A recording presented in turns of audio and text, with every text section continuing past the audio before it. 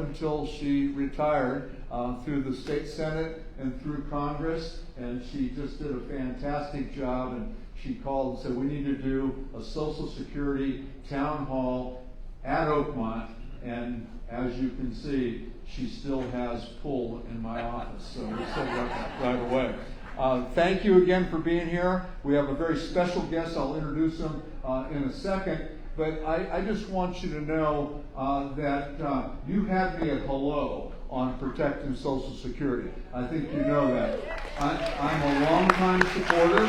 I understand how important it is. I understand how many people rely on it. I always tell a very personal story about growing up with a grandmother who lived right next door to me, who worked hard all of her life. She worked at the Napa Glove Factory. She ran the factory at the start of World War II when they had a big contract for making gloves for the Seabees. And she ran it, and it was mostly women sewing because all the men were off into the military. After they finished their contract, people worked 24/7, shifts around the clock. They laid everybody off. So it was another lesson I learned from my grandmother. But she then went to work at Engelnook Winery, now Francis Ford Coppola's winery, where she put hand-applied labels to wine bottles with two other women in one of the outbuildings.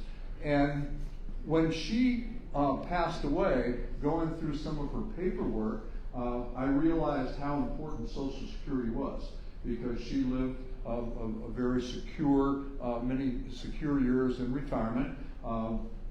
Somewhat simple life, lived close to town. She didn't drive. She could walk to the store, walk to town, walk to the drugstore.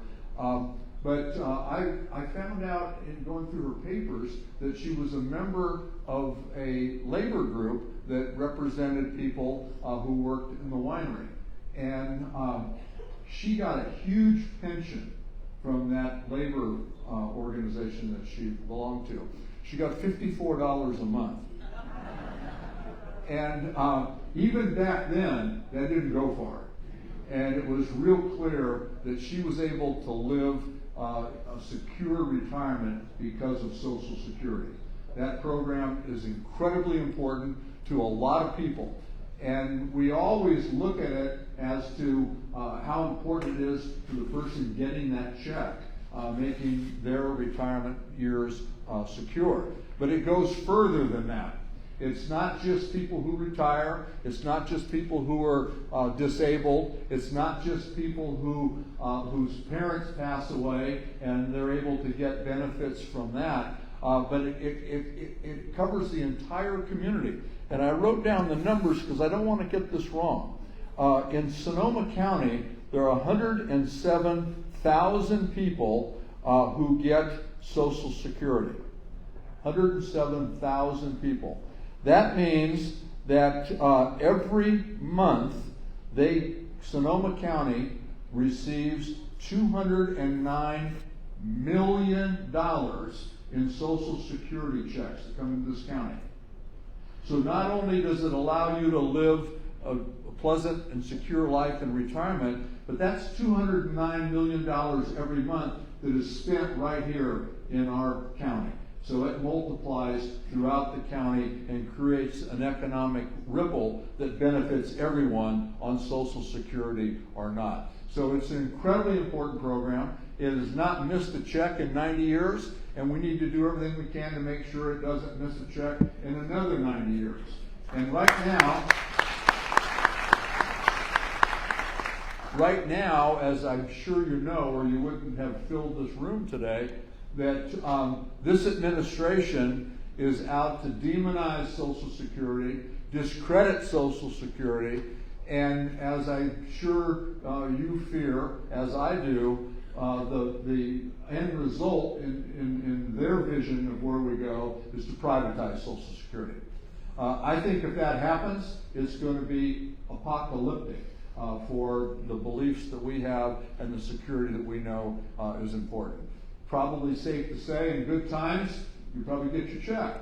but if a private sector entity is running it in bad times, not so sure. And you know that if it comes between you getting your check and them making their profit, I think you know the answer, and I think that's why you're here. So we're here today to make sure that our voices are heard and that we do everything we can to strengthen, not diminish Social Security. And we have a very special guest. This is our second go-around at this town hall meeting.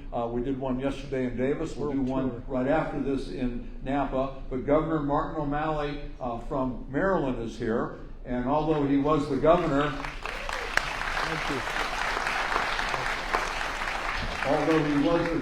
he's a great guy and a good friend. He's here today in his in the capacity of the immediate past commissioner of Social Security. So when he ran it, the Social Security made some great improvements. He was behind that. He saw how valuable it is, and he knows how important it is to ensure that it's not threatened. And Governor, thank you for being here, and I'm going to turn it over to you. Awesome. Thank you. Congressman, thank you. Let's give it up for one of the hardest working, toughest defenders of Social Security in the United States Congress, Mike Thompson.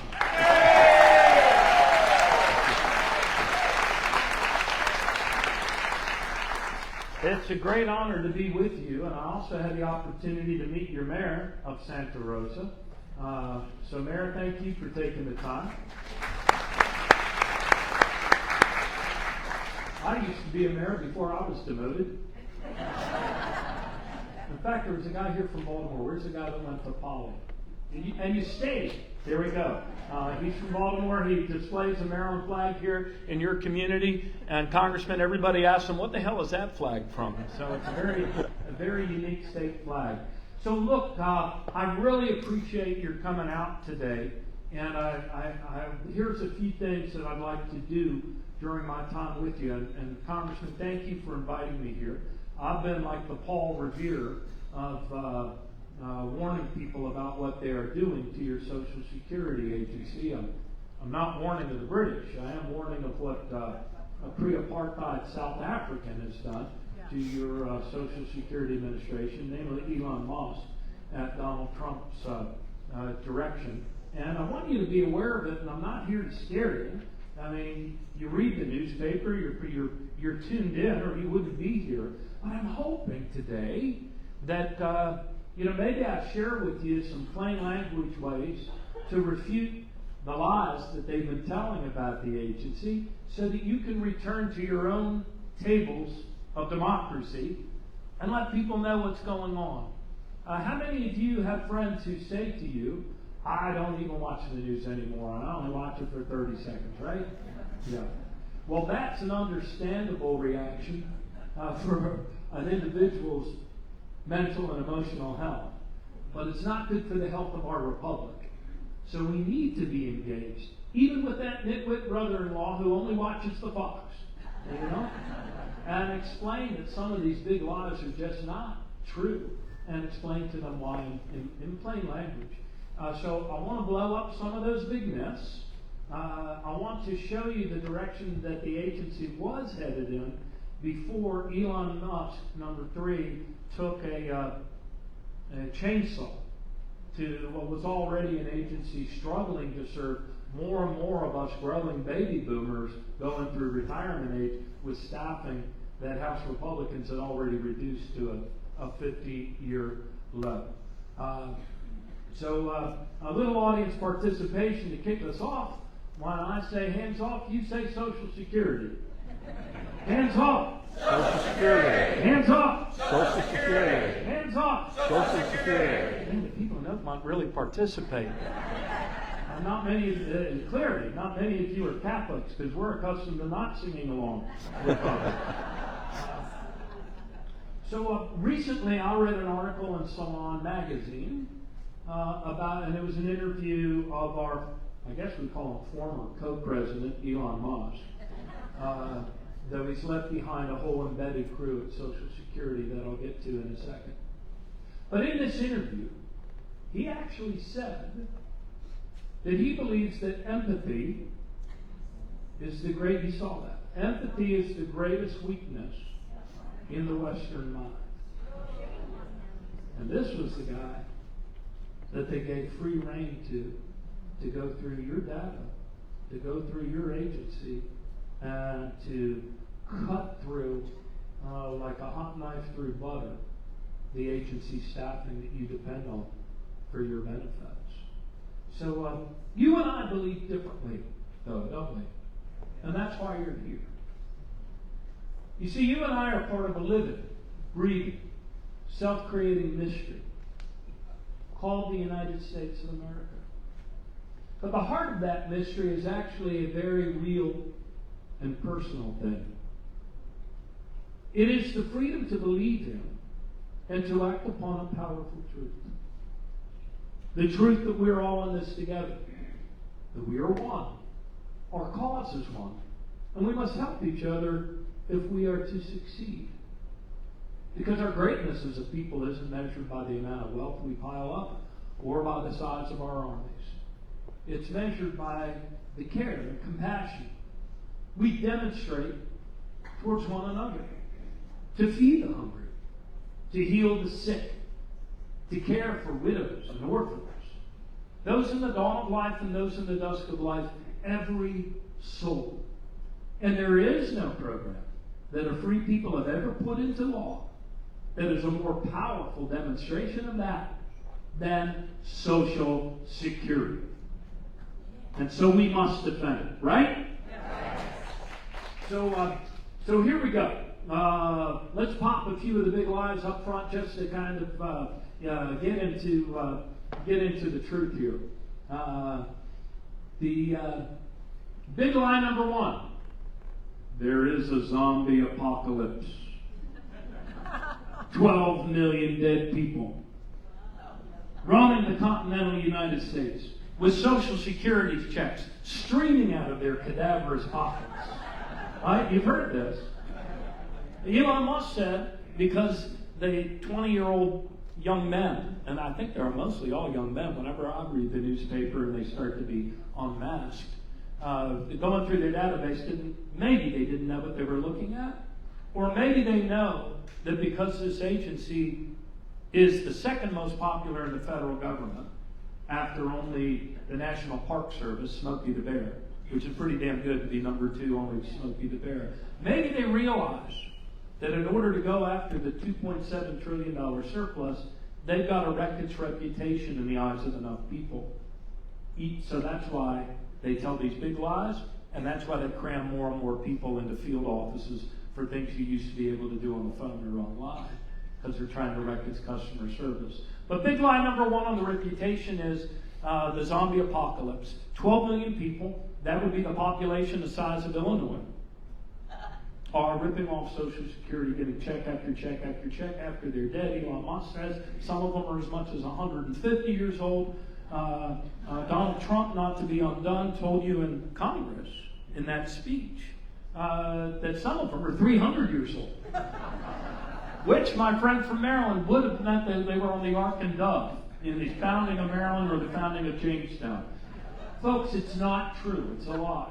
Tell your brother-in-law when he says that, or my ophthalmologist, as he said it to me while I was getting a very sharp object placed in my eye.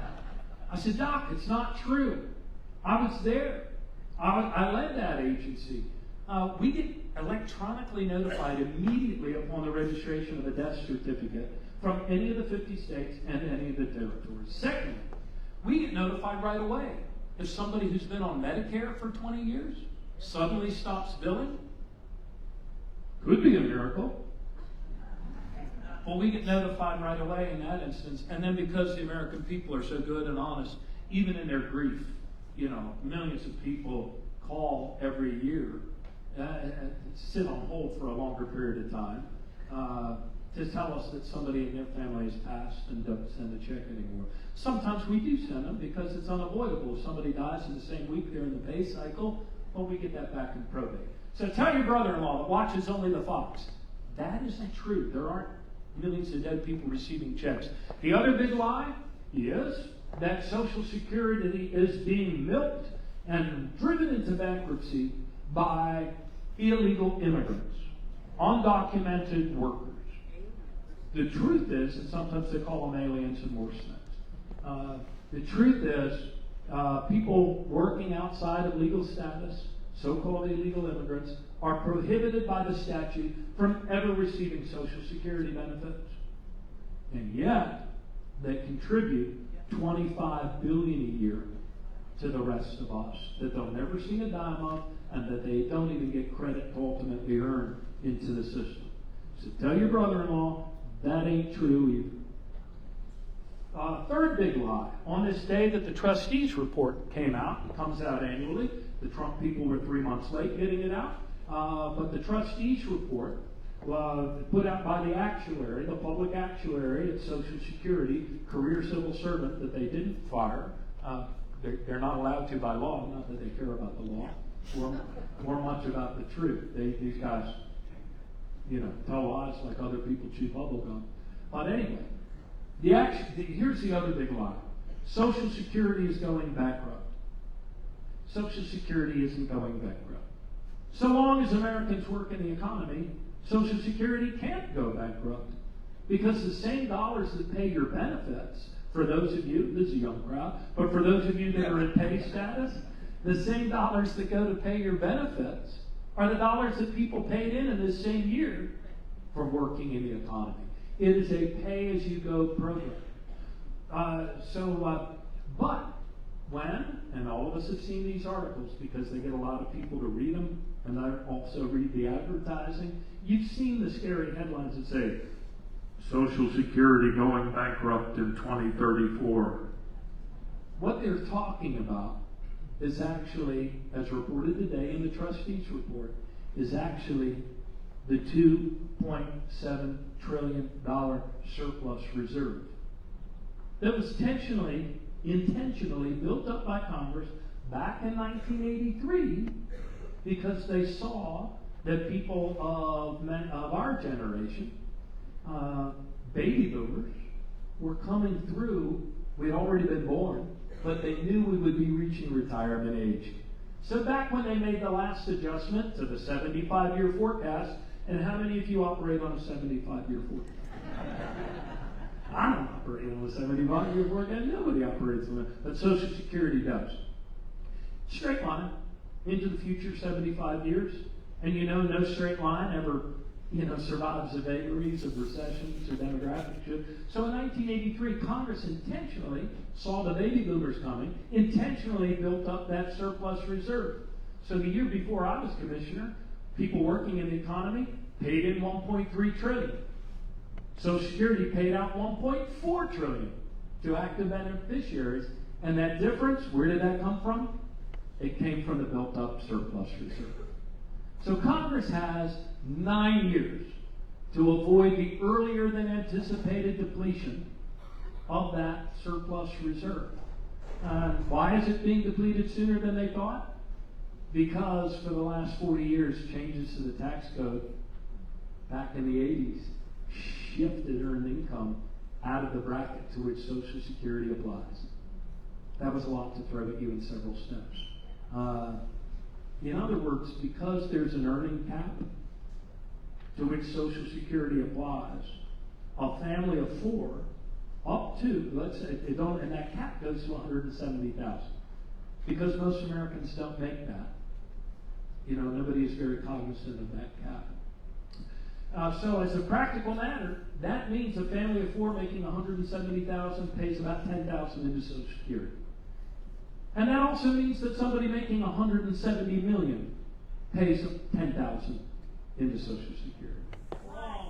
Wrong. They gotta pay more. And most Americans believe that that's unfair. Even in a time of political division and polarization, I'll bet even your brother-in-law who only watches the Fox believes that that's not fair. And that's why Mike Thompson has sponsored a bill every year to say that wealthier people need to start paying in to Social Security just like the rest of us do all year long.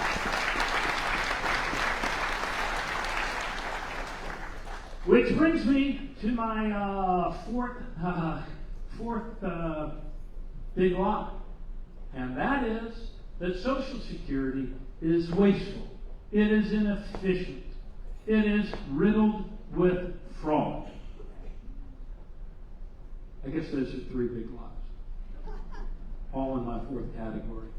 Let me talk about the fraud one first, because that's what they always say. Fraud, fraud, fraud, fraud. The dead people fraud, the illegal immigrants fraud, fraud, fraud, fraud, fraud, lots of fraud, lots of fraud. Did you know that the incidence of improper payments, that is overpayments, underpayments, which sometimes we make mistakes, sometimes people that are beneficiaries continue to work, they estimate what they're going to make for the rest of the year, sometimes we have to make adjustments. But the incidence of overpayments, underpayments, and fraud is less than 1/2 of 1% of Social Security. And only 1/3 of that is fraud. And the biggest instance is when people steal your identity and try to change your direct deposit. And guess what?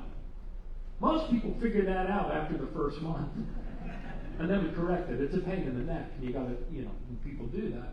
But we figure that out. But let me go to the waste and inefficiency. I watched the men and women at Social Security, your employees, run up a downward moving escalator. What I mean by that is every year, more and more and more workload, more and more beneficiaries, and every year fewer and fewer staff. In fact, when I was asked to go there, I was minding my own business in the international food aisle of my local giant grocery store on York Road. And I got a call from near attendant at the White House. Governor, long time no talk to. How are you doing? I said, I'm good, but I'm not as busy as you. What's up? She said, what's the biggest agency with the most contact with the American people day in and day out? After the post office and the IRS. So Social Security. It's headquartered in Baltimore. She goes, that's right. And right now they're struggling because their staffing's been reduced to a 50-year low. All of the customer service delivery metrics are going in the wrong direction. People waiting longer and longer. Now it takes longer and longer for an initial disability determination, and we need to turn it around. I said, yeah, you sure do. The election's coming up. I said, who do you got? I thought she was calling for a reference from somebody on my cabinet. She said, we were hoping you would do it. I said, wow. She said, full disclosure, though, in terms of customer service, it's becoming a full-blown dumpster fire, but the president knows how you love dumpster fires. And I watched those courageous men and women with their workloads turn almost every metric around. We weren't able to turn around the ones that I'm sure your office got a lot of calls about, which is the most complex cases that go to processing centers. But we were able to turn around every other one. So I want to click through a few slides, show you that, and also burst the big bubble that it's wasteful and inefficient. So here we go. This is the scariest moment of the presentation. This is when we see if the clicker's working. It's working. And the laser. All right. You see these kind of gray-blue lines? This is us. We the people in active beneficiary status. So this is the growing numbers of people who receive the checks or the direct deposit. We still call it checks, but it's actually direct deposit, right? Do I need to move the step and repeat for you all? Hold on one second.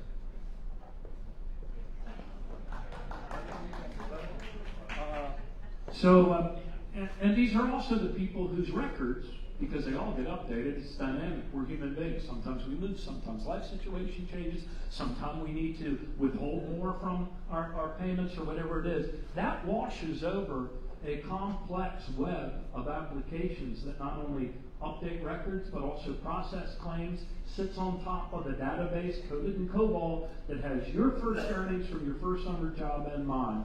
And these cats collect a lot of data and a lot of information, and they've done it very well for a long time. This other one, though, is the staffing, which you can see right around here. 2016, they started this sleight of hand where they said, oh, we're going to level fund it. Which sounds like that means the same amount of staff, but it doesn't. Because when fixed costs go up, they have been forced to make it up by allowing the grim reaper of attrition and retirement and hiring freeze to take out more and more staff. That's why if you go into a field office now, especially after Elon Musk and Donald Trump pushed 7,000 people out of the agency in such a short period of time, you're going to see probably 3 people. And if you see 10 windows at your field office, probably only 3 of them are filled. It's not because they're sitting at home eating bonbons and sitting on the couch. It's because the staffing has been reduced. Check out this. You see this precipitous decline? This is just the last 100 days. Once they put their puppet commissioner in charge at Social Security, he gave the Doge team full access to all of your data. Then they brought in people, A, performers in 2 of the offices, Office of Customer Service Transformation and the Office of Civil Rights and Equal Opportunity, told both of them, today's your last day, and it's the last day for the 80 people in your division and the 163 in yours. Tell them to put their stuff in cardboard boxes. It's their last day. And then after creating this spectacle in in the parking lot of people crying on each other's shoulders, some of them this close to retirement, not given an opportunity to go someplace else. Then the next day they said, joyous news, we're going to offer to pay anyone who wants to leave right now. And if you've only a GS, whatever, they paid on a graded scale, cash. And if you're eligible to retire, these are the most experienced people.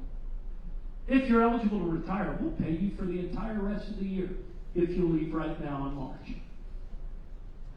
And many of them did. And you may ask, where'd the money come from? It came from you. They took your money, Social Security's money, to pay people to quit. And it had a horrible impact on customer service. Every indicator that we got moving in the right direction is now moving in the wrong direction. And that's why. Because they drove people out of the agency, want to wreck its reputation, want to wreck its customer service, tell you can't do things online that you used to be able to do online. And as a result, you're seeing intermittent interruptions in many of the applications. They kind of totally collapsed twice while I was there. But we weren't trying to destroy it or drive people out of the agency. But because they've now reduced the IT staffing to 50% of what it was 100 days ago, you're seeing more of those happening more regularly. And ultimately, that will cascade into a point where there will be, I do believe, an interruption in benefits for a period of time. I don't know if they'll just miss a week and then scramble and somehow figure out how to get it together again, or if they're trying to declare an emergency, as the congressman indicated, so they can privatize it and so they can make money. You know how you go to an ATM and if you want, $100 in cash, they charge you $3 for it? Social Security doesn't do that now. It's a public agency. But you can imagine how they would do that if they privatized the operations after collapsing it and creating an emergency so they don't have to abide by procurement laws. Huh? So that's the threat. That's the challenge. But as a great man once said, do not be afraid and believe, because your voice is heard by your congresspeople and your senators is what can still save and restore this agency. So that's the one slide. If you go away with nothing else, don't forget that slide. That's the state of play right now. Some people might say, well, why don't you cover that gap with more technology and better technology? That would be nice, wouldn't it? But they haven't put any money into modernization of the technology. Congressman Thompson knows it, and he's been fighting for them. But some of those other cats, not so much. So here my clicker failed. There we go. This is just another representation of that. Shows 14 employees in 1995 for every 10,000 active beneficiaries. Now that's been reduced to about 7.5, 8 employees. That's why you have a long wait on the 1-800 number. That's why you have a long wait in the field offices. And that's why there's fewer people behind the windows. Efficiency. Social Security is not just an ATM. Yes, they effectuate the pay, and they did that all through COVID. How about that? Even when everybody had to suddenly leave, they never missed a benefit payment. But Social Security, more popularly, more accurately, is a big insurance company. It's insurance against poverty in our golden years. It's insurance against, orphans having to go out and beg if a parent or breadwinner dies early. Insurance against becoming disabled and therefore living in poverty. So this insurance company, when it operated well, it's now operating on less than 1% overhead, about 0.77. But when it operated well, it operated on just 1.2% overhead. If you compare that to Allstate Insurance Company, overhead to benefits paid, operates on 19% overhead. And Liberty Mutual, Liberty Biberty, operates on 23% overhead. And Social Security was just 1.2. And guess what? Those are the same dollars you paid in for your benefits you put in for the customer service. So why are we doing this to ourselves? Congress could restore that 1.2 for customer service, and it wouldn't add a dime to the national debt because it comes out of the trust fund. And it would only advance the depletion event on the surplus. My things went down. Only advance the depletion date on the surplus by 30 days.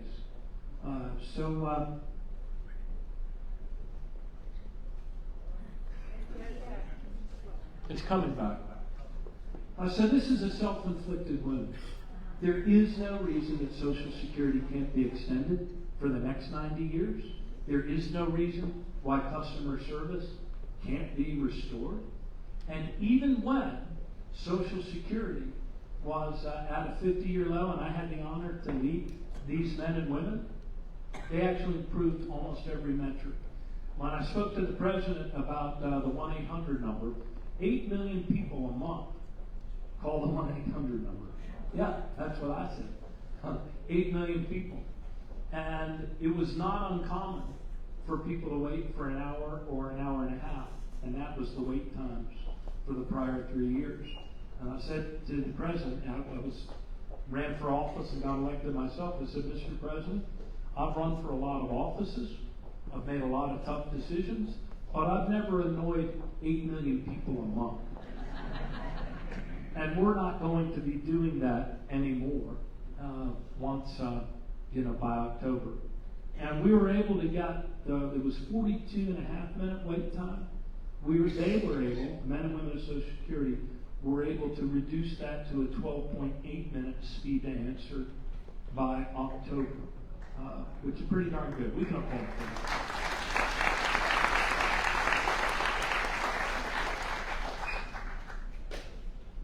Awesome. This, by the way, is an article that just came out in the New York Times the other day, and it's a very good summary of what they've done to your agency in the last 100 days. This guy in the center here, Mr. Dudek, he was 5 down in the agency. He was put on administrative leave, as the article chronicles, for sharing, contrary to the Privacy Act, every protocol and the culture of the place, sharing your personal data, yours, mine, everybody, with the Doge sheet. And by the end of the weekend, the acting commissioner, who was a career person and very, very good, was forced to retire, and this guy was put in charge of the agency. And he did after that whatever Doge told him to do for the next 100 days, and caused a lot of damage. So I commend this to you. New York Times headline, "The Bureaucrat and the Billionaire, Inside Doge's Chaotic Takeover of Social Security." This is, I told you they count a lot. This is productivity at Social Security. Biggest increase last year they've ever had. You put the two of those together, huge increase in productivity since 2013. Every time, more and more beneficiaries and fewer staffers, they have to work harder and harder to keep up with the conveyor belt. Like the old Lucy show, remember when Lucy and Ethel were on there? Conveyor belts moving faster, more and more chocolates, and they can't keep up. So, this is what we did last year. We got rid of the long table where the patriarch sits at the point, and we went into a collaborative circle, like a huddle in a football game, And every week around the 8 biggest problems, we would gather for one blessed hour every 2 weeks. 4 meetings one week, next 4 meetings the next, rinse and repeat. And around that table were all of the most critically important deputy commissioners in the agency, because the big problems really can't be solved just by one division. It requires communication, coordination, collaboration. And every 2 weeks, we tried to make things a little bit better, and they did. After each of these meetings, we would retreat across the hall to a room that was called follow-up room. And we do the after action here. What did we discuss in there? Does anybody want to say something in here that they didn't want to say in there? Because for the first time in federal government history, we live streamed those meetings and those conversations so that our oversight committees, Democrats and Republicans alike, could virtually attend or have their staff attend to see how the agency was doing, whether we were doing any better, what were the obstacles we were encountering, how were we getting over them. So then we have an after-action memo, hit everybody's desk, what you needed to get done. We did away with the need to, have the law department take 3 months to get back to us. It was every 2 weeks, every 2 weeks, every 2 weeks. If the law department needed to make a decision, they needed to make it quickly so that the policy people could move and then the operations people could move. So, for example, we would no longer intercept 100% of your benefit if we overpaid you and you didn't get through to work out a payment. So that's how we rolled. These are some of the numbers we used to post. They've taken down all of the publicly facing numbers on performance as it gets worse and worse, hoping you won't notice. Or any of your 73 million neighbors won't notice. So this was customer service by each of the 1,211 field offices, many of which they've proposed for closing, that congressmen and others are pushing back on. And we would color code them in the international colors of good to bad, like a stoplight, right? So red is a really troubled office. Green, they're doing better on the aggregate customer service. We had a medallion survey so that people could tell us, like you do in the bathrooms in some airports, smiley face, front face. So anyway, they've done away with that. This was that one I just told you about. That was a 42.5-minute speed to answer, and they got it down to 12.8 before the Doge people came in and everything started going the wrong direction. Because when you create a hostile work environment and treat your employees like crap, they tend to quit in great numbers. This was one that affects the greatest numbers of people. This is kind of the bread and the butter. These are people who apply for retirement. And the goal was to, within 2 weeks, 85% put into pay status within 2 weeks. They hadn't been at that for a long time, as you can see, since 2018. And this is where they went in the course of the year. They got it back up to 87%. Not by wishing it so, not by hoping it so, but every 2 weeks, every 2 weeks. And that's what it looked like from January 23.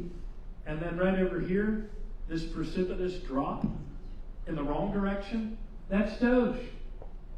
That's Elon Musk. That's what happens when you shove 7,000 people out of an agency that's already at a 50-year low in staffing. All right, let's wrap up here so we can get to Q&A, Mike. That's the initial disability determination. Each of the 50 state offices has to make an initial determination when somebody applies and apply the law and the medical records whether or not to award that person a disability allowance. More people now die waiting in line for their initial disability determination than ever before in the history of a program signed into law by Dwight Eisenhower. Not acceptable, not right, totally solvable problem though. But you can't solve it by taking a chainsaw to the staff and reducing all of those offices, because Social Security pays for those employees too. This was where we were able to get what had been a 10-year growing backlog to go in a better direction, partly because of policy decisions that Congressman Thompson backed us up on, so that people didn't have to go back and prove, come up with documentation of 15 years of prior relevant work. They only had to go back 5 years. And this is a very good news story. Social Security runs the largest adjudicatory body in the free world. Those are the judges that hear the disability appeals on the record. They even wear black robes and everything. And they had a huge backlog Way back in the day, Congress helped them by giving them some additional staffing, miracle of miracles, and look what they were able to do. When I started with these men and women, they were at 405 days.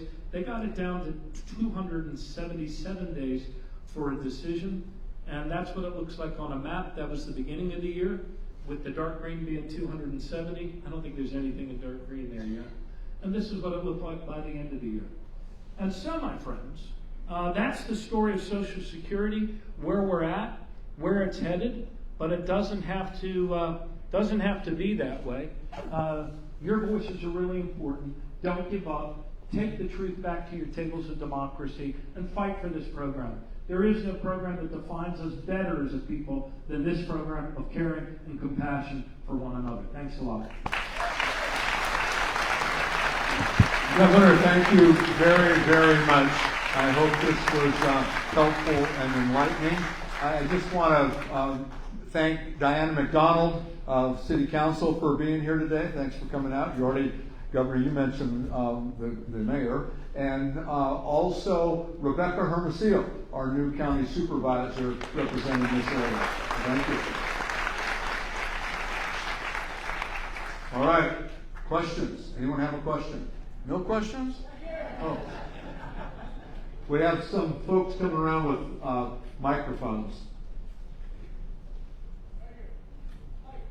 Yeah, they're coming around with a microphone. This is a Baltimore guy. Be careful. Understanding that members of Congress do not participate in the Social Security system, and I always wondered why that is. If it's a conflict of interest, then it's to our benefit that you have a conflict of interest, because you're looking out for not only yourselves but the rest of us.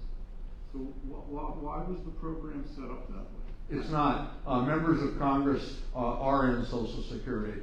I'm a member of Social Security. That would be part of my retirement when I leave. That's one of those lies that the governor was talking about that has been spread, that members of Congress. I think it goes. If members of Congress were part of Social Security, they'd be run better. We are, and we're trying to make it run better. Can you talk about the recent Supreme Court decision supporting the DOJ access to our information?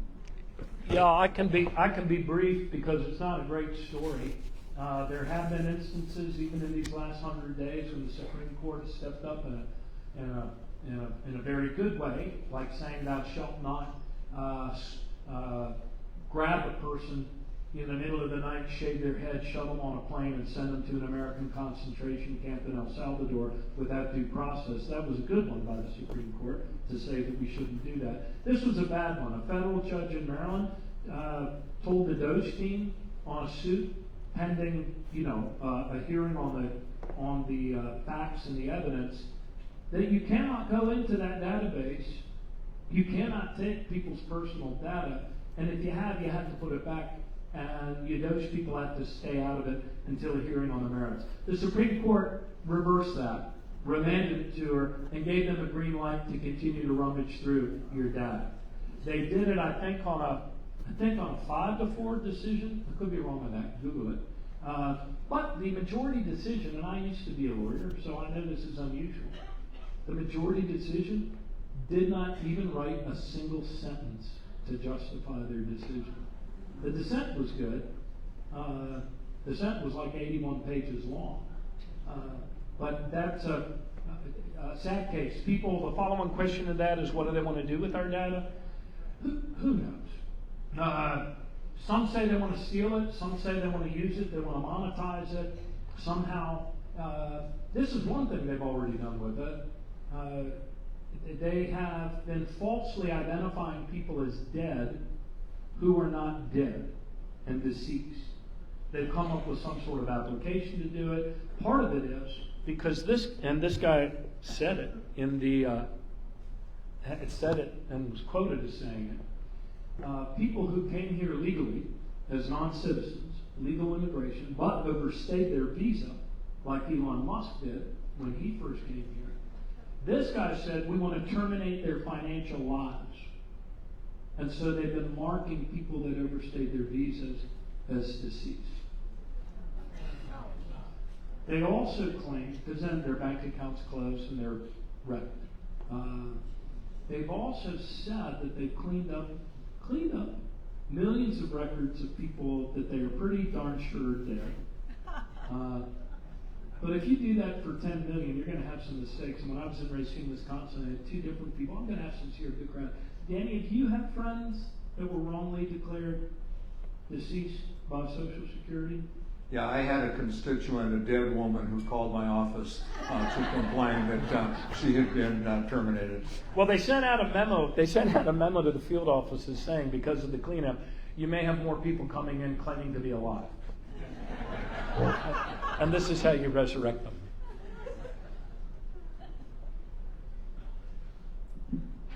Congressman, Governor, thank you for coming today. Thank you. This morning there was an article in NPR which stated, if I read it correctly, that by 2033, all benefits are going to be cut by 23% unless there's some significant changes made. Have you read this article, and is it true or false? Yeah, we were just talking about it back there. Let me take now you know I'm getting serious. Let me take another whack at explaining this.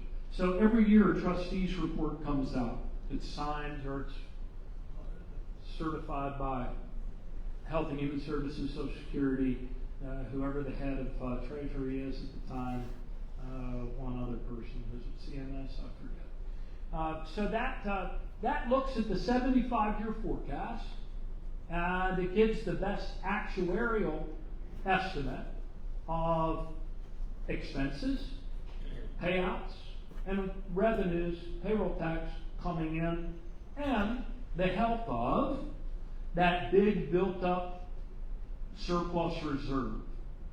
So it is said that if Congress, for the first time in a 90-year program, fails to act to make the necessary 75-year adjustment, which they generally do roughly every 30 years, that if that surplus reserve, they talk about the depletion date, it's actually, I think, combined 2034, combining disability and retirement. If by 2030, if 2034 comes around and Congress hasn't acted, then everybody would receive a haircut. What I read was of 19%. So that's why I said before, Social Security can't go bankrupt. You would still pay out 81%.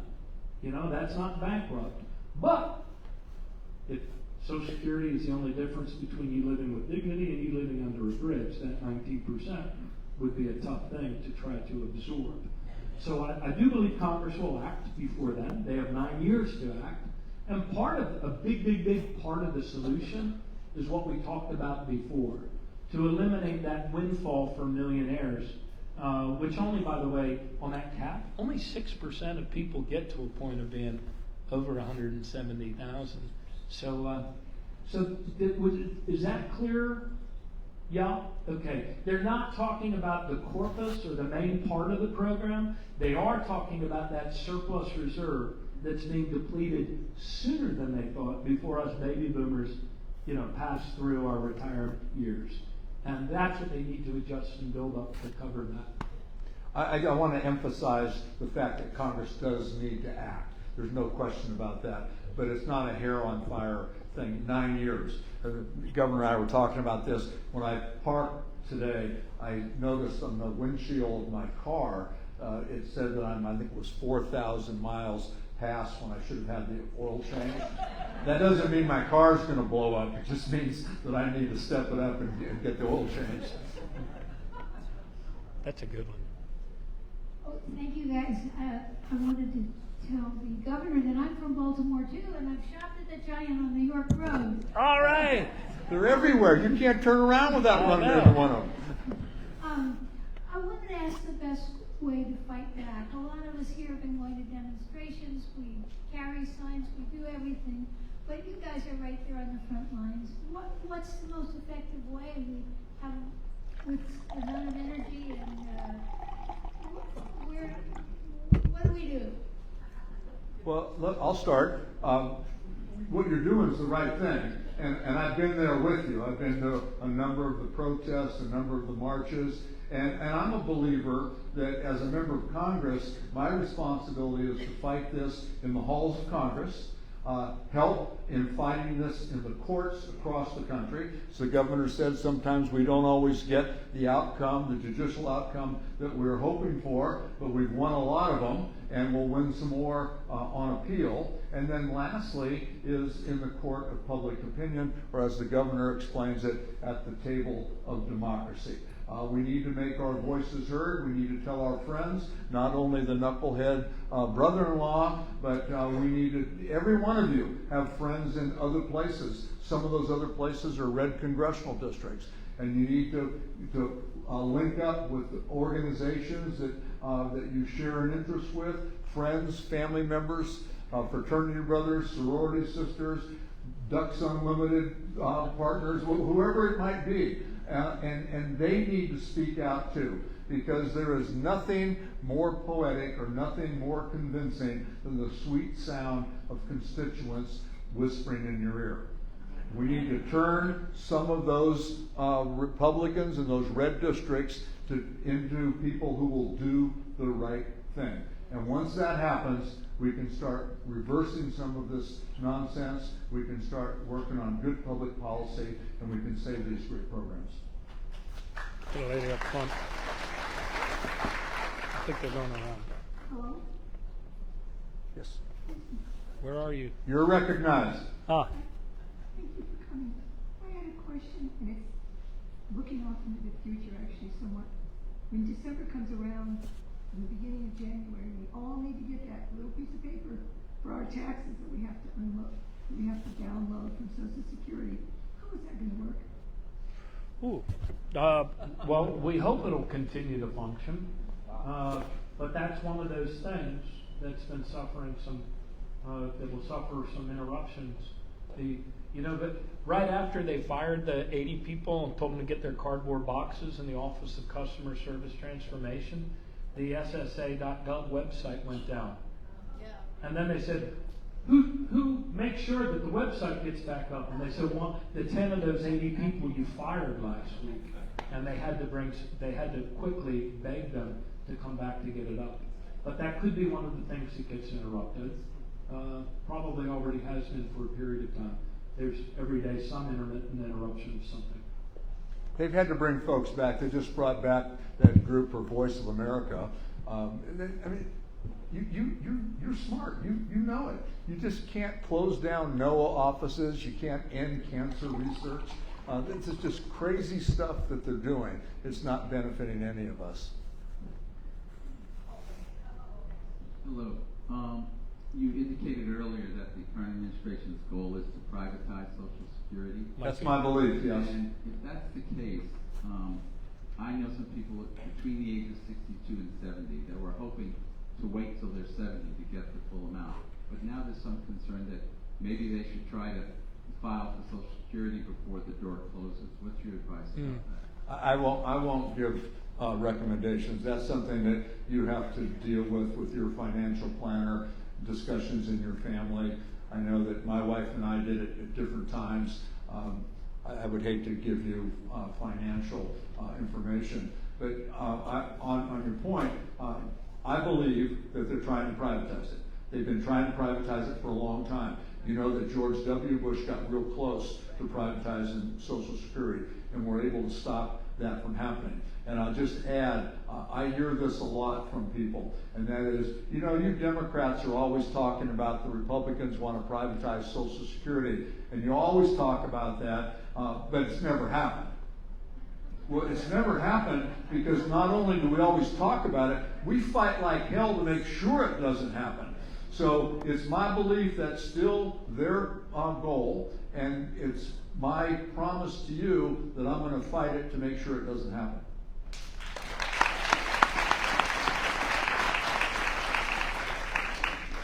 Good morning. You mentioned earlier that DOJ had falsely identified people as being dead. My question is, if they are dead, or if they were identified as dead, and their bank accounts were shut down, where'd the money go? Yeah, that's a good question. If they can't get it back? I don't know. Well, the woman who died and then later called my office, we were able to get her reinstated and fix that, so there was no gap in service, there was no lost money. But I can't speak to the others. I would imagine that I do believe that goes usually to some sort of state account if there's not a probate and nobody claims bank accounts where a person is deceased. But most people go back in and it's a hassle, but they get turned back on. It was funny that people at Social Security are so dedicated in those front offices, even though sometimes they can be cranky and overworked. They operate by way of policy. So even though that guy declared in Twitter or X or something that they were going to terminate the financial lives of people, when living people came in to, I guess, apply for resurrection,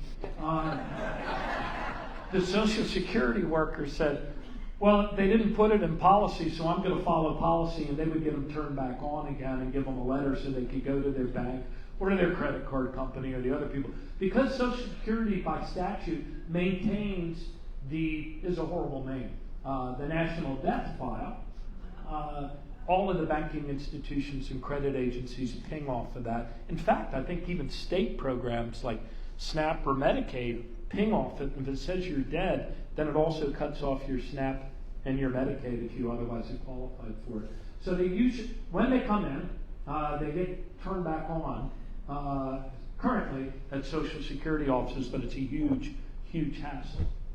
And then the other thing I'll just add to that, just because these guys say it doesn't mean it's true. You know, this guy has signed a whole bunch of executive orders that aren't worth the paper that they were written on. And I guess the prime example is he signed an executive order doing away with the Department of Education. You can't do that. You can't change the law by signing an executive order. He can rearrange funding, he can get people out of there, he can disrupt it and make it non-functional, but the office is still there. And a lot of things that he's claiming that he's doing are claims that he did, he just can't. And by the way, each time they put a false information on a Social Security record, that's a crime. So for those of you that are defense attorneys, send your cards to the desk. Governor and Congressman Thompson, thank you both for being here today. My name is Patricia Coleman, and Representative Thompson, I have a question for you. Looking at the composition of President Trump's cabinet, once reading about each, can understand that not one of them is remotely qualified to be in the position that they have been nominated.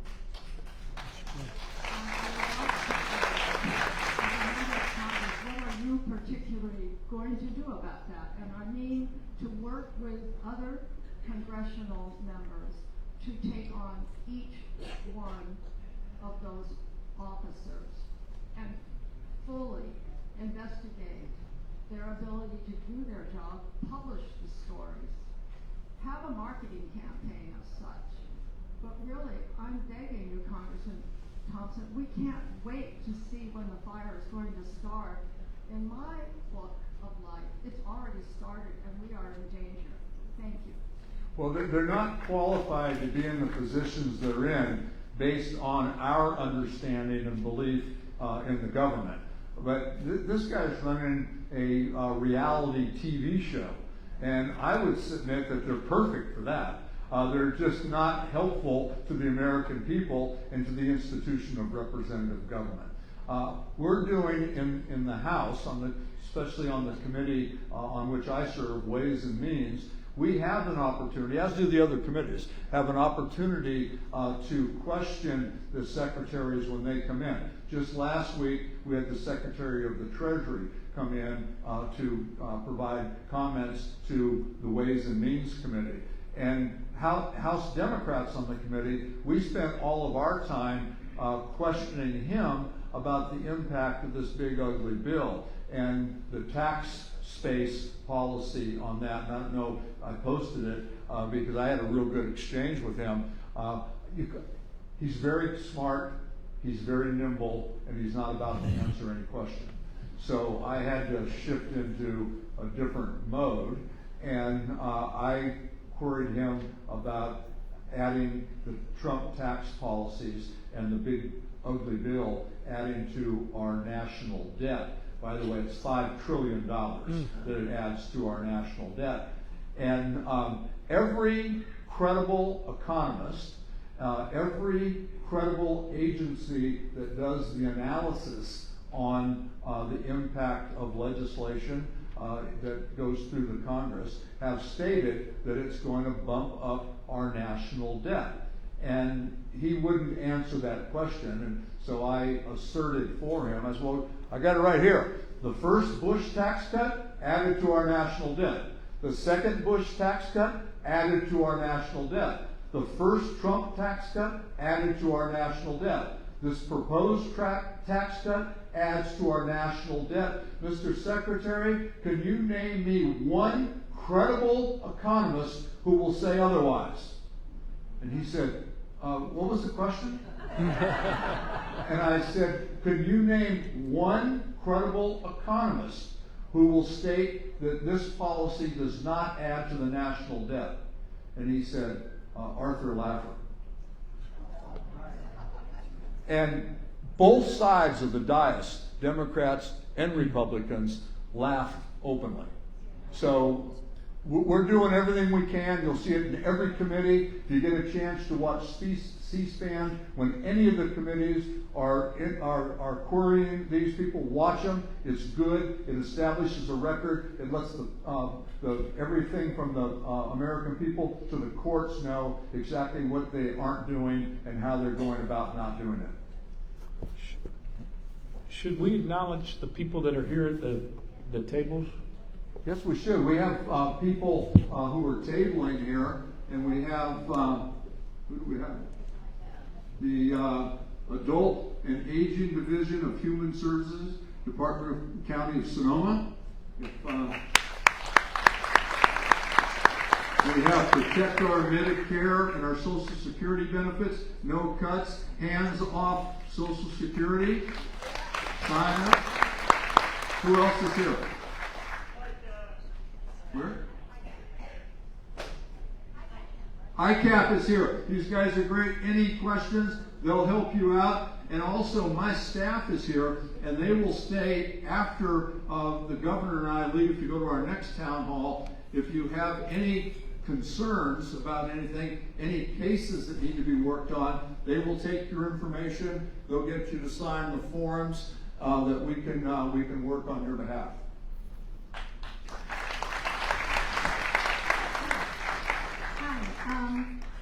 Boy, I have a lot of questions and concerns. Primarily is for your safety. I knew it when Donald Trump won, and his statement. I'm sorry, when you become president, I've lost my words. But he had inaugural announcement. He talked about carnage. He talked about all kinds of things. And a lot of people believe that violence is good. Violence is a right. They believe that empathy is weak, as you were talking about. And now they don't even care about people's lives. And I am so worried about not only yours, but other people who disagree with them. And that's all I wanted to say. Thank you. You're absolutely right, and your timing is spot on, given what just happened in Minnesota. Violence is no good any place, anytime, and that includes political violence. There was just a case today, was in the local Napa paper about a bookstore. A bookstore in Napa posted a sign in the window that said something about no kings, and they received death threats. That's not all right. It can't be tolerated. Anybody that participates in even threatening need to be dealt with by law enforcement. So thank you for bringing that up. Hello. Thank you for coming to Oakmont.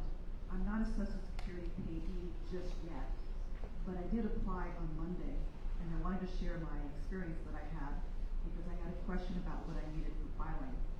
I didn't call the 800 number with my question. I called the local Santa Rosa office, and I'm pleased to say that it was less than a 10-minute wait to get through and have someone answer my question.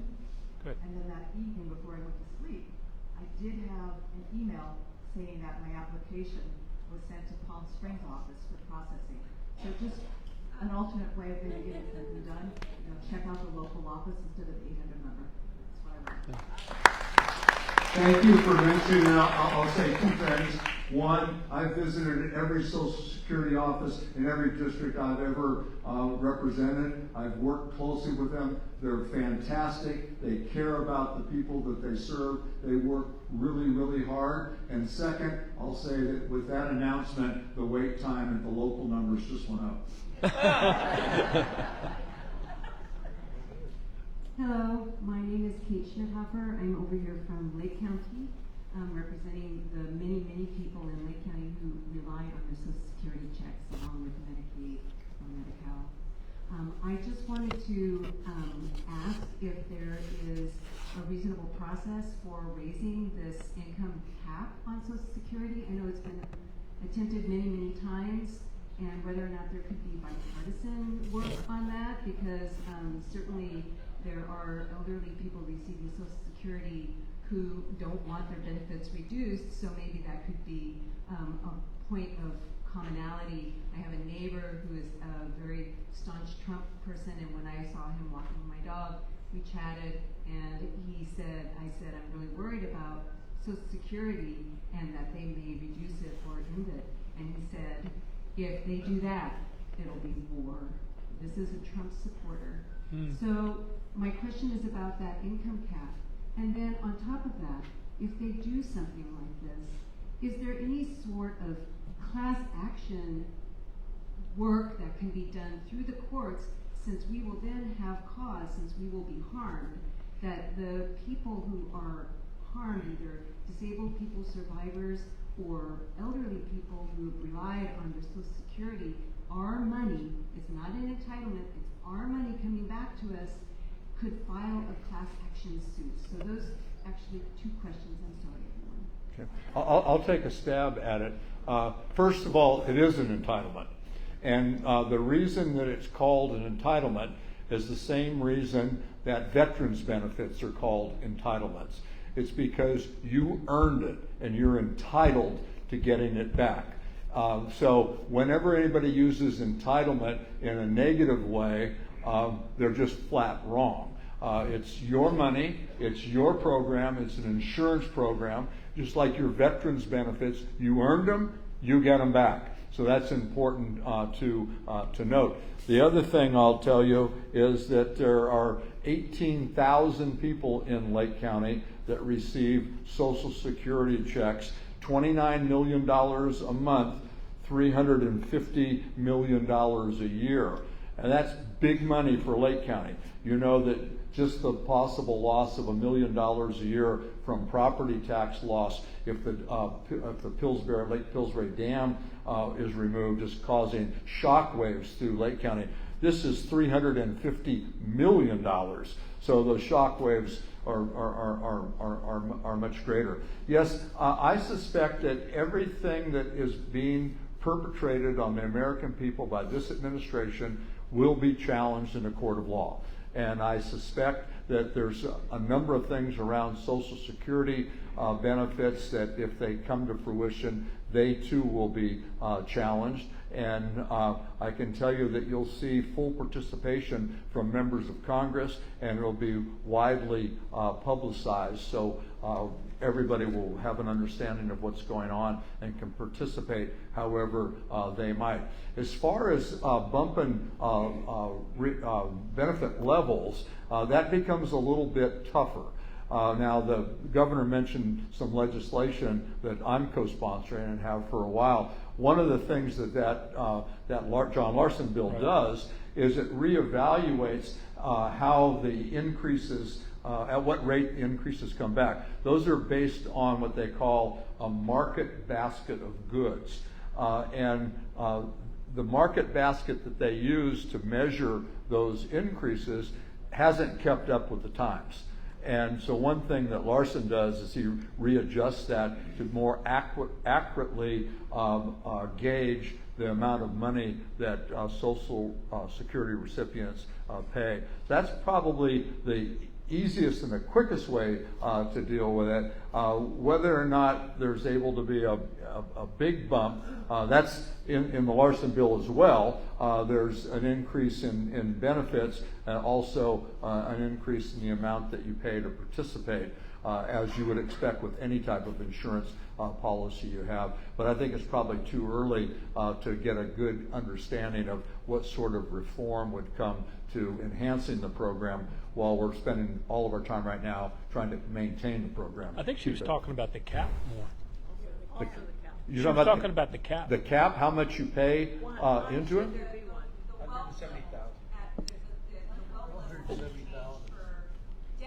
Yeah, the 170,000 you mean? Yeah, the governor talked That's in about the that. Larson. Yeah. That's in the Larson bill. Yeah. I don't know if you all have. You have some Republicans on that bill this year. I didn't don't you? know if he does or not. I'm almost positive I saw it say bipartisan. When I was going to senators' offices for confirmation, because the Senate confirms presidential appointees, I talked to a lot of Republican senators who said, after this election, we're going to have to hunker down and find a way to come up with a compromise that extends, that gets us back on the 75-year forecast. So I think the will is there. It might not be there for the next 3 years or 4 years under this presidency, but I think it's there. And I think most of them are aware that that cap creates a windfall for the highest earners. I don't think most of them are aware that it's only 6% of us. There's a fly here. I feel like Jimmy Stewart in Spirit of St. Louis. I love this audience because you get my movie references. None of my adult kids did. You even laughed at I Love Lucy. Can you imagine, by the way, the plaintiff's ads? If you thought mesothelioma got a lot of lawyers advertising on television, imagine if they messed with 73 million beneficiaries and asked you to become part of a class. Thank you. Yes, I wanted to say that the cap is not fair. Anybody who's still working and makes over $170,000 should still pay into Social Security, and it's like that will solve the problem without really taking efforts to try to reduce, to put money in from somewhere else. And the other thing I'd like to ask if you would speak about, people who are dependent on Social Security at some point are going to be dependent on Medicaid and Medicare. And I'm greatly concerned about that, particularly with the news this week about the Senate coming up with even more cuts. Why?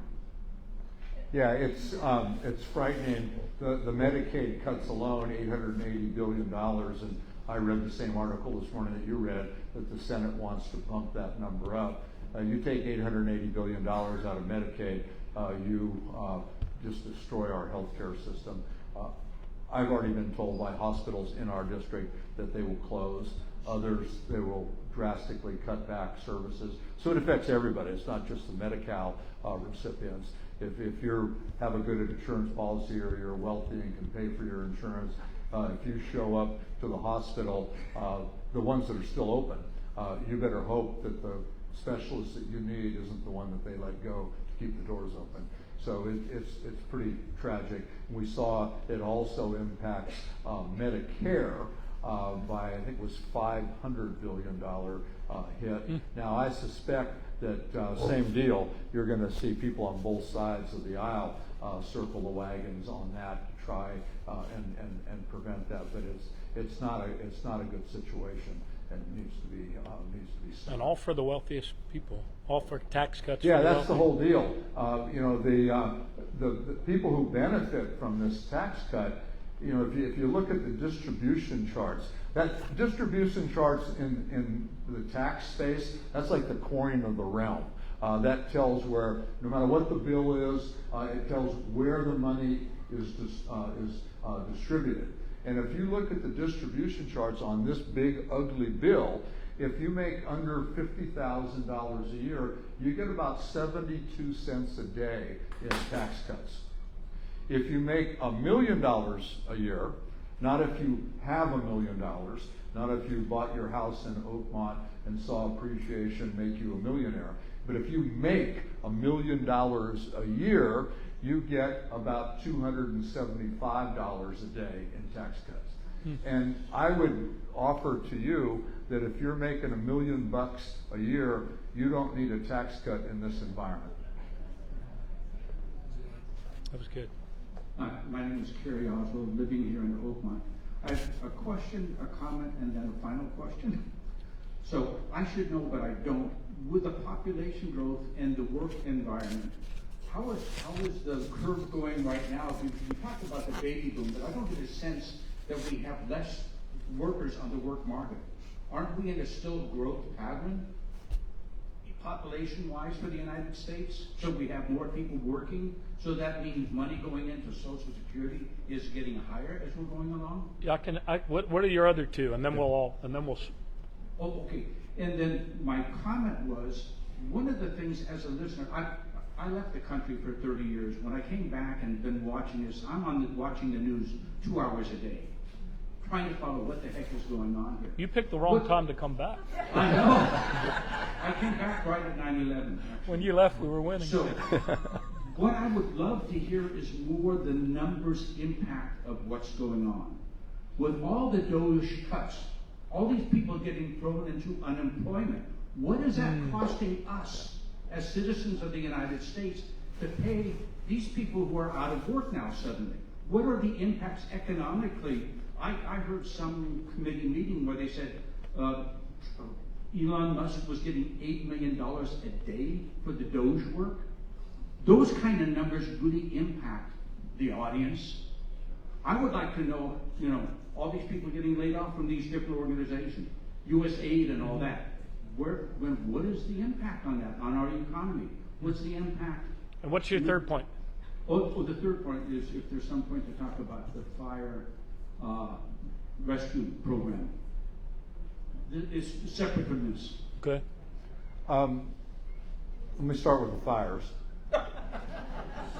That's the easy one. You probably follow some of the cuts that we've experienced are grants that we had received. And interestingly, one group of those, it works out to about, I think, 25 and 30, so $60 million for Sonoma and Napa County to do preventive work for fires. That was a program passed in this guy's first administration, and they just pulled back $60 million from us. So those cuts are going to have an impact. They're going to harm us being able to create a more resilient area for fires. As far as the overall impact of all the firings, I don't know that all the numbers are in, but they continue to come in. And the one that I'm kind of stuck on right now is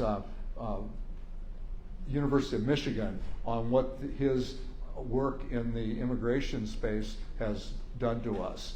And they did a great study explaining how if his deportation program is successful, our business community is going to be greatly harmed because we don't have enough workers to do the job. And we know about that here in Sonoma County when we rely so heavily on agriculture, why we rely so heavily on hospitality. Those two sectors alone will be devastated by this. And then they also factored in the amount of money that the farm worker and hospitality worker population bring to the table as consumers. This is a big amount of money. So you get hit, not only do you not have workers, not only do you not have a way to attract people to come visit, but you're not selling your stuff because a big group of people left. And I don't know haven't seen the numbers on unemployment, but there's big numbers on that. I know that a lot of the research people who left has created a race to the bottom. I represent University of California, Davis. Big impact because it's a big ag school. They do a lot with USAID, and every grant that was given to UC Davis to work in the ag space in US AID had a local impact. So if you were teaching people in, you fill in the blank, how to plant corn, the corn seed was coming from the United States of America. So, we were making money on that. The equipment was made and came from the United States of America. When these research scientists leave, they do one of two things. They either go into the private sector, where the amount that they contribute to the public good is diminished, or they go overseas to another university. And all that does is lead to a race to the bottom for our universities. The other numbers I was really looking for is like deportation cost, ICE detention cost. Yeah. All of this is. Well, you heard one of those numbers, $25 billion a year that folks who are not eligible to draw Social Security put into Social Security. And if I can encapsulate kind of an actuarial thing, right now for a temporary period of time, the baby boomer population and that's the reason why we built up that surplus. That's the main dynamic right now. For the future, what the actuary said, and I haven't read today's report. It's probably online by now, or this year's report that came out today. But the last one, the forecast, what they were most worried about and debated a lot was birth rates going into the future, which is happening in countries, developed nations all around the world. If you combine that with our current messed up immigration policy that makes it so hard for America to do what America always has done, when back in the day when people with funny last names like O'Malley with an apostrophe in it, which some credit card companies still hate, were coming into the country.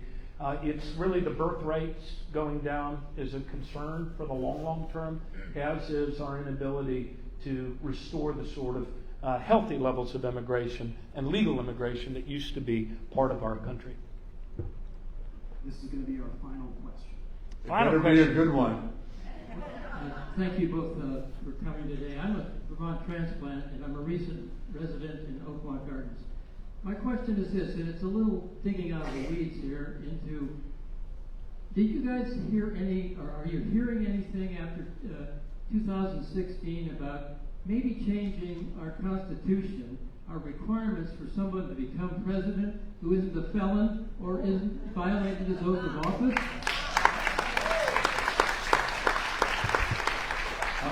I'm with you.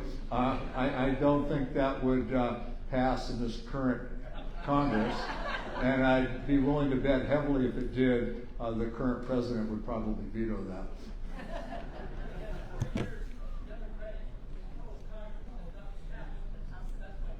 I didn't hear He said 4 years of the Democratic Congress and it didn't happen. That's what he said. Well, but please understand the makeup of the Congress. I think a lot of folks believe that just because there's a majority in both houses that somehow you can do anything that you want, and you can't. In the House where I serve, it takes 218 votes to do anything. So in the 4 years that you're talking about, we had a very, very narrow margin, so that limited our ability. However, we were able to do a lot. The Inflation Reduction Act, the Chips and Science, the biggest investment in infrastructure and transportation, the PAC Act, the Compact Act, huge things. The big rub is over in the Senate. It takes 51 votes in the Senate to pass a bill, but it takes 60 votes to bring a bill up for a vote. So if you don't have Republicans who are willing to cross over, and in the case, the time period you're talking about, I think we needed 9 Republicans to cross, and you couldn't. I mean, there's very little intestinal fortitude on that side of the aisle on either house. It was really apparent on that cloture vote requiring 60. Okay. Thank you all very, very much. Governor, thank you. Give this guy a hand. Thank you. Thanks, sir. That was a good one. Yeah.